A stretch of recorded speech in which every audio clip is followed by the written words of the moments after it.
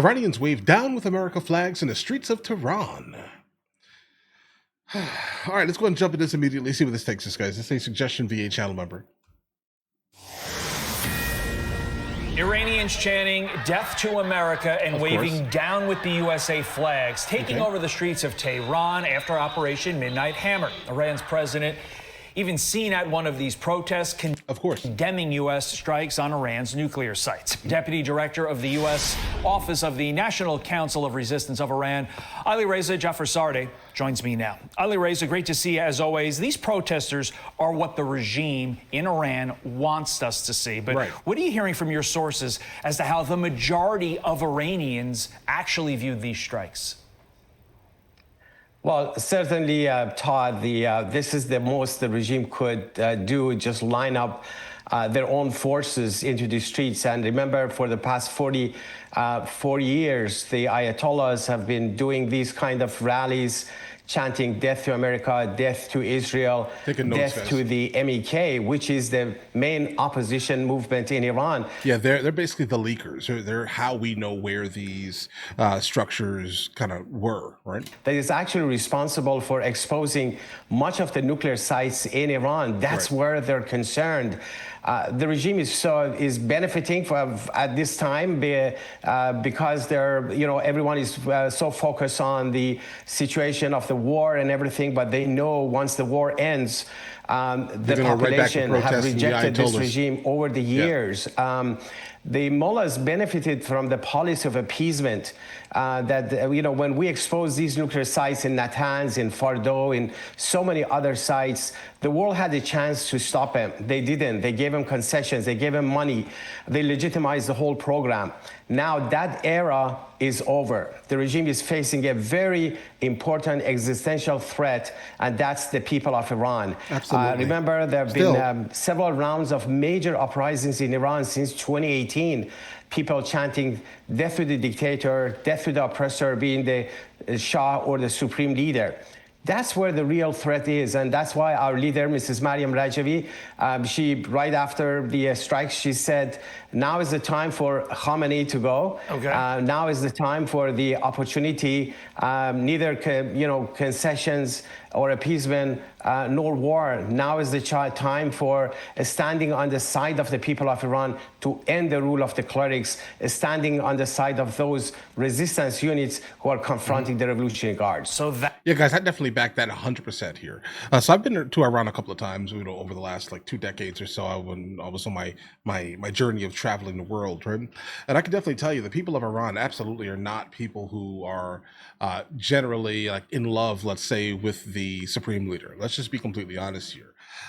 They absolutely are under what feels to be a dictatorship, guys. That's the reality for them. And they obviously want to fight for that. They want to fight for their specific freedom. They want to fight for their country. They are incredibly patriotic to their country. But the problem here is that, guys, opposition and opposition parties do not really exist to openly, in this nation. Okay, so most of the opposition ends up in a ditch somewhere, guys. Understand that. So they really can't do something. So when I see these type of protests, I'm like, they're just doing this because if they don't, things are terrible for them. Understand that. Things would not be amazing for your family if you were not out here protesting whatever the supreme leader or president basically is dictating. Okay, that's the reality of their life, to be truthful here. I definitely do not blame the people of Iran. You blame the literal government. That's pretty much the same for basically every nation around the world, guys. I mean, most people are just trying to live their life, take care of their family, and et cetera, guys. That's the reality. I keep saying this because I think that's truthfully it here. The people are not the government, guys. And the government generally does not represent the people very well. Look at our own specific government, okay? Did whoever's in the White House right now, for example, did he get 100% of the vote, guys? No. Right? So that's just kind of how that goes here. But let's go ahead and finish this out here. That begs the question, does it happen? What ultimately comes next? Well, Secretary Hegseth said in that press conference yesterday that this strike was not about regime change.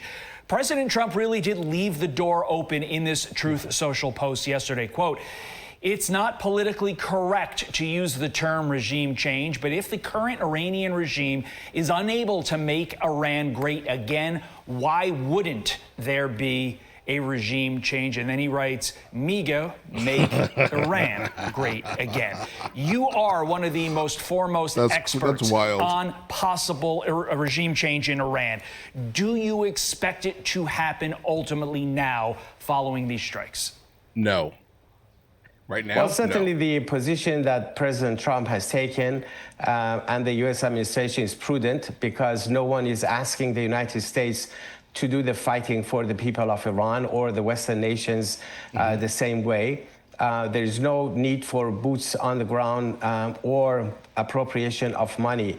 Unfortunately, the policy in the past 30 years has been exactly the opposite, giving pallets of cash to the mullahs, legitimizing the regime, neglecting or rejecting the people. Now the situation has turned.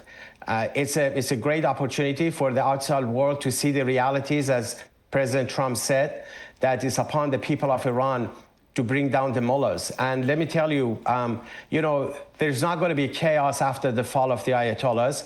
Mrs. Mariam Rajavi has introduced a 10-point platform for the future of Iran based on separation of religion and state, gender equality, peace in the Middle East, and a non-nuclear republic form of government.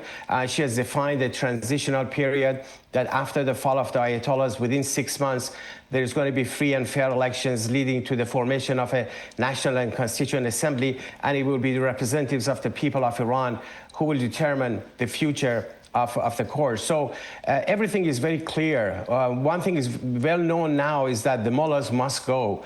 All the indications are there. The regime relied heavily on the nuclear weapons program to stay in power. They spent $2 trillion on that. They spent money on the proxies. All of that is now gone. Now is the opportunity for change. We will be watching. And the fact that you mentioned a woman possibly taking charge in the Middle East, in Iran, of all places, is absolutely shocking. Before we let you go, about 3 hours ago, the Iranian deputy foreign minister said, quote, "We will continue uranium enrichment. No one can tell us what to do," sounding like my 5-year-old. Can the regime back up that bluster? No, they can't. It's just posturing. Well, that's their modus operandi for the past 4 decades. They just make statements and rhetoric, but the reality on the ground is so different. Remember, this regime is not the same regime that was 2 years ago, 3 years ago, 5 years ago. They lost much of their clout in the whole region. Their biggest ally, Assad, is gone. Hezbollah, Houthis, the Shia militias, they have been badly shattered. The people of Iran are against them. They lost the nuclear weapons program, which was meant to guarantee the survival of the regime. All of that is gone. So they can talk as much as they want until the last day that they fall. This is the policy of all of the dictators.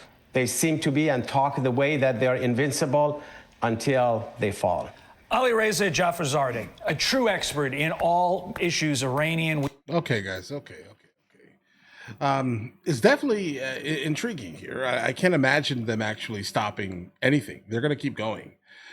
Or how about this? They're going to posture as if they're going to keep going, right? Because again, that's just kind of what these type of regimes do. They talk and talk and talk, and literally there's nothing to basically back up, any of these things. Like, just example, when they decided to basically strike our base in Doha in Qatar, they basically pre-warned Qatar that this was going to happen. Okay, giving United States citizens, military a way out, let's say, of the base, so no Americans got injured. And why was this done? Exclusively for the sole purpose that they can say to their people that they did something. You see what I'm saying here? They told the people that it was like this magnificent strike. Bro, it was like one missile, and it got 1 to 2 missiles, and they got taken down by the Patriot system. So congratulations, bro. You did nothing, right? But of course, you have something to go back and say to the people. Now, isn't it interesting also that they specifically brought in CNN to this here? And I'm guessing specifically that footage is probably the footage CNN grabbed while they were out there in Iran. All right, understand that here, because they needed someone to reach, like the super empath, right, feelings based type of newscasters, let's say, out there, so they can be like, hey, listen, Israel is doing all these crazy things to residential areas, right? And because that's literally what they put out in one of their most recent videos. Israel is hitting residential areas. Then comes to find out that within the residential area that was hit was one of the people that they were looking for. Okay, now was that amazing that other people got injured here? No, right? But did they absolutely obliterate the target that they were going for? Yeah, they did. But all right, listen, guys, let me know in the comments what you guys think. If you guys are new here, please like and subscribe. In the meantime, I'll catch you guys later.